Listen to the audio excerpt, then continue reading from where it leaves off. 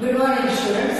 આજે આપણે standard 10th subject English તેમાં વ્યાકરણ યુનિટ નંબર 18 માઇન્ડ પાવર મનની શક્તિ તેમાં આજે આપણે અભ્યાસ કરીશું 7 steps to improve thinking વિચારવાની શક્તિને સુધારવાના 7 steps સમજીએ page number 78 mind power. Thinking is rather a painful activity for most of the people. Many avoid thinking in their day-to-day life. We call them dull. Even if you are not brilliant, you can act as genius by applying right mental skills. ઘણી વ્યક્તિઓને કોઈ પણ વિષય વિશે વિચારવા આપવામાં આવે તો એ લોકોને નિરાશાજનક લાગે છે, ગમતું નથી. અને આવી વ્યક્તિઓને આપણે ડર કરીએ છીએ, નિર્બળ કરીએ છીએ. પરંતુ તમે એક તેજસ્વી વ્યક્તિની જેમ વર્તન કરી શકો છો જો તમે વિચારવાની જુદી જુદી પદ્ધતિઓનો ઉપયોગ કરો તો. Doctor Edward de Bono, a psychologist and professor of medicine at Cambridge University, England, had suggested some steps to improve thinking. He believes thinking skills help solving the problems of everyday life and everyone can learn them. Here are 7 steps suggested by him.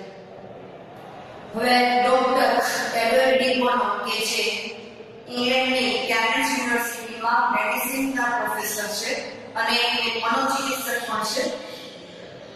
તેમણે આપણી જે વિચાર શક્તિ છે તેને સુધારવા માટેના અમુક steps આપેલા છે અને કહે છે કે આપણને રોજબરોજના જીવનની જે મુશ્કેલીઓ હોય તેને સોલ્વ કરવામાં ઉપયોગી થાય છે. તો આપણે વન બાય વન 7 સ્ટેપ્સ છે તેનો અભ્યાસ કરશું. ફર્સ્ટ ઓફ ઓલ છે પ્લસ માઇનસ ઇન્ટરેસ્ટિંગ.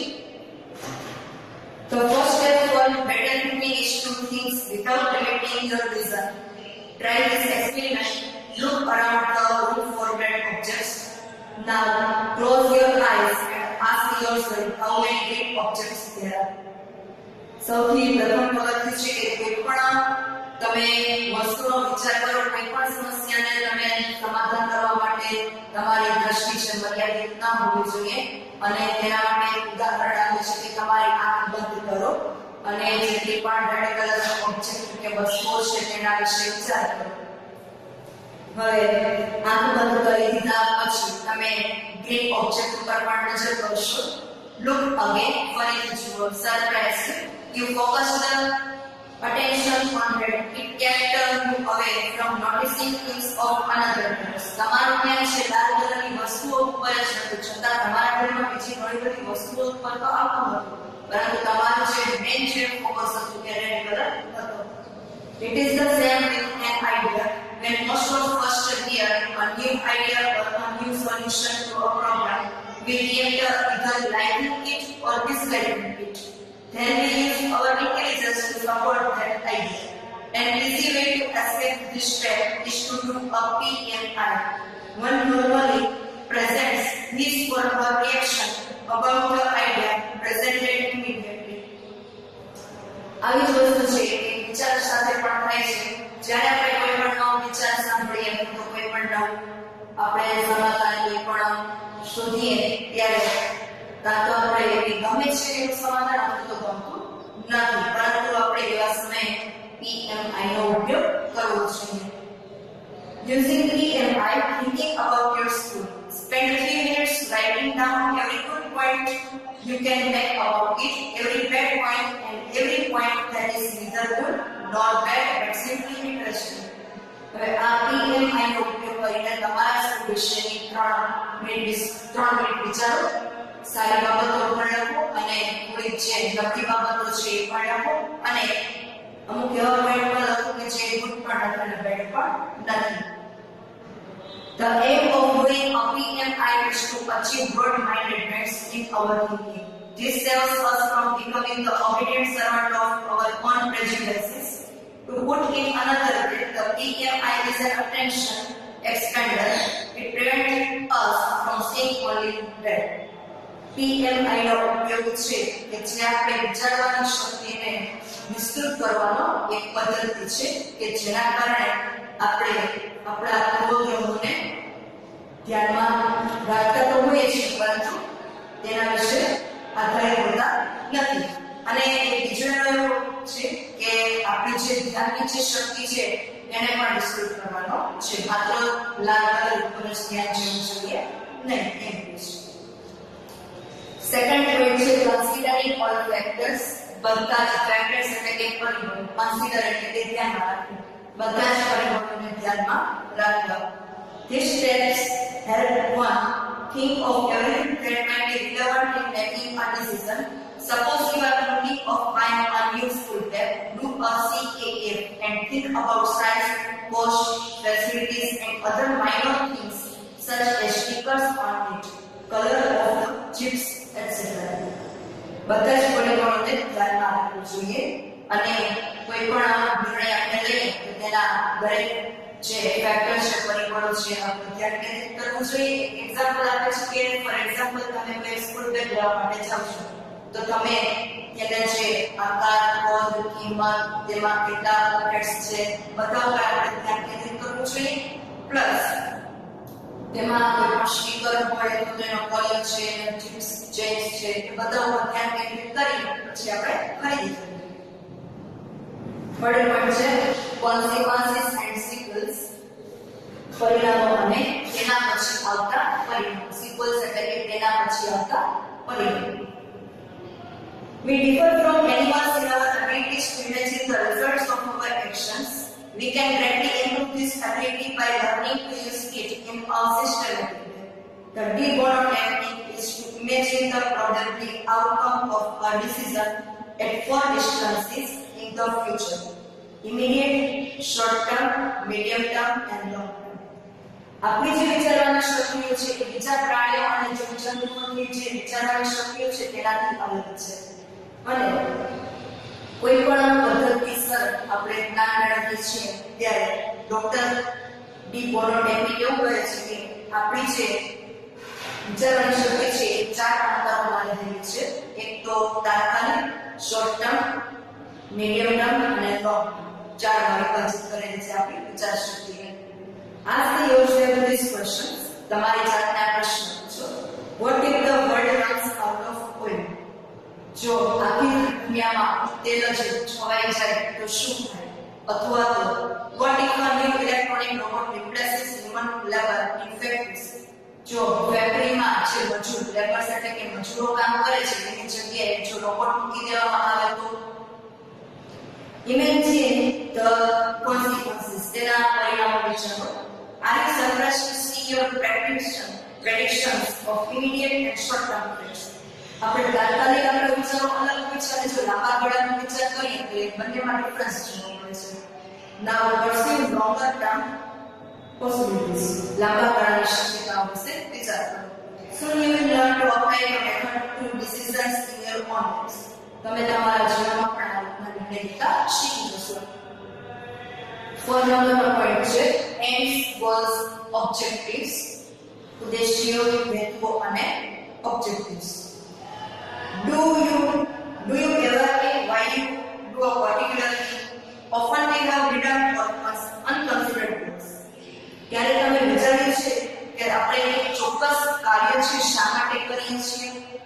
ક્યારેક આપણે આપણા જે ઉદ્દેશ્ય હોય છે એ પણ આપણે ધ્યાનમાં લીધેલા હોતા નથી, તો આપણે જીવનમાં ક્યારેક ગોલ કે ઉદ્દેશ્ય પણ નક્કી કરેલો હોતો નથી. Practice listen the reasons for doing a particular thing. If you define goals, they will lead to creative solutions to problems. એક વખત જીવનમાં ઉદ્દેશ્ય કે કેમ છે નક્કી કરી લીધા પછી તેના આધારે આપણે જે કંઈ પ્રયત્નો છે તેમાં કરીને આગળ વધવું જોઈએ. ફિફ્થ પોઈન્ટ છે ફર્સ્ટ ઇમ્પોર્ટન્ટ પ્રાયોરિટીઝ. સૌપ્રથમ જે મહત્વનું છે તેને માન આપવું કે ધ્યાન આપવું. FIP. This step helps you evaluate and choose among the many possibilities you thought of by following steps 1 to 12. Suppose someone wants to borrow money from you. Consider all factors and then choose the 3 most important. The top priority might be when will it be repaid? Can you trust the borrower? What does he want it for? Feel what is important and think about it. હવે આમાં એક ઉદાહરણ આપે છે કે ધારો કે કોઈ વ્યક્તિ તમારી પાસે અમુક પૈસા ઉધાર લઈ છે, પૂછી નાખે છે, તો હવે તમારે બધા જ પરિબળોને ધ્યાનમાં લેવા પડશે કે એ વ્યક્તિને પૈસા શા માટે જરૂર છે, એ વ્યક્તિ એ પૈસા છે સમયસર આપણને પાછા આપશે કે નહીં, અને આપશે તો એ પૂરા આપશે કે અધૂરા આપશે, તો આ બધાનો વિચાર કર્યા પછી આપણે નિર્ણય લેવો જોઈએ. 6th પોઈન્ટ છે ઓલ્ટરનેટિવ પોસિબિલિટીઝ ચોઇસીસ, વિકલ્પો શક્યતાઓને પસંદ કરવી. Edison in search for a light bulb filament tried thousands of unlikely materials including cork, fishing line and tar. The key to finding alternative is to look for possibilities outside your usual thinking pattern. Learn to think wide. Let yourself imagine all kinds of possibilities, including those which look impractical or ridiculous. Permit your mind to float free and it takes what it offers. હવે Edison છે કે જે બલ્બમાં તારનો ઉપયોગ છે કરવામાં આવે છે એના વિશે ઘણા બધા વિચાર કર્યા હશે કે તાર શેમાંથી બનાવવો છે. કોઈ પણ ઇન્ક્લુડિંગ કોઈ પણ એક બૂટ છે રબરની, તેમાંથી ફિશિંગ લાઇન કોઈ પણ છે જે તાર આવે છે, બીજા પ્રકારનો ફિશિંગ માટેનો કે કોઈ પણ બીજો તાર કે ડામર, એને ઘણા બધા ઓપ્શન્સ કે વિકલ્પો વિચારી જોયા હશે અને ત્યાર પછી એ પોતાના અંતિમ નિર્ણય પર આવ્યા હશે. અને અમુક એના વિકલ્પો એવા પણ હશે, વિચારો એવા પણ હશે કે એ આપણને હાસ્યાસ્પદ પણ લાગે. તો આપણે પણ આપણા મનને મુક્ત રીતે વિચારવા દેવું જોઈએ અને પરિણામો કે જે સમસ્યાઓ છે તેના વિશે વિચારવું જોઈએ. 7th પોઈન્ટ છે અધર્સ પોઈન્ટ ઓફ વ્યૂ, બીજાના પોઈન્ટને ધ્યાનમાં લેવું, બીજાના વિચારોને ધ્યાનમાં લેવું. A problem normally generates out of conflicts with others. You will better be able to find a solution if you try to look at the situation from the other's point of view. સામાન્ય રીતે કોઈ પણ સંઘર્ષ છે એ બીજા સાથે ત્યારે ઉત્પન્ન થાય છે કે જ્યારે આપણા અને તેના વિચારો છે એ એક સરખા હોતા નથી, અથવા તો આપણે જે કે પ્રોબ્લેમમાં છે બીજાના પોઈન્ટ ઓફ વ્યૂ થી પણ જો વિચારીએ તો આપણે તેનું સમાધાન મળી શકશે. એક એક્ઝામ્પલ છે, assume that you buy a mobile from a dealer who himself suggested you to buy a particular model. Somehow it doesn't work properly. You can do two things. First, you can give back the defective piece, and second, demand your money back, or you can put yourself in this place. If you ask for money back, the dealer will feel offended, but if you appeal to his sense of self-respect, he is likely to exchange the mobile for a much better one. Without charging you a difference in cost, you might have heard the saying, you can catch more flies with money than with money. ધારો કે assume એટલે કે ધારો કે તમે એક mobile જે વેચનાર છે તેની દુકાનમાં જાઓ છો મોબાઈલ ખરીદવા માટે. એ મોબાઈલ જે વેચનાર વ્યક્તિ છે એ મોબાઈલના ઘણા બધા ફીચર્સ છે, જે વિશેષતાઓ છે આપણને કહે છે અને આપણે એ મોબાઈલ ખરીદીએ છીએ. થોડા સમય પછી એ મોબાઈલમાં કંઈક ડિફિકલ્ટીઝ આવે છે અને આપણે ફરી પાછા એ જ ડીલર પાસે જઈએ છીએ. તો આપણા પાસે બે ઓપ્શન છે, કાં તો એ મોબાઈલ છે કે આપણે તેને આપી દઈએ અને કઈ તમને પૈસા પાછા આપો, અથવા તો આપણે આપણી જાતને તેની જગ્યાએ મૂકી જોઈએ. તો સૌપ્રથમ ઓપ્શનમાં જોઈએ તો કદાચ આપણે એવું કહીએ કે પૈસા પાછા આપણે આપી દઈએ તો એ વ્યક્તિને કદાચ ન ગમે, એવું પણ બને.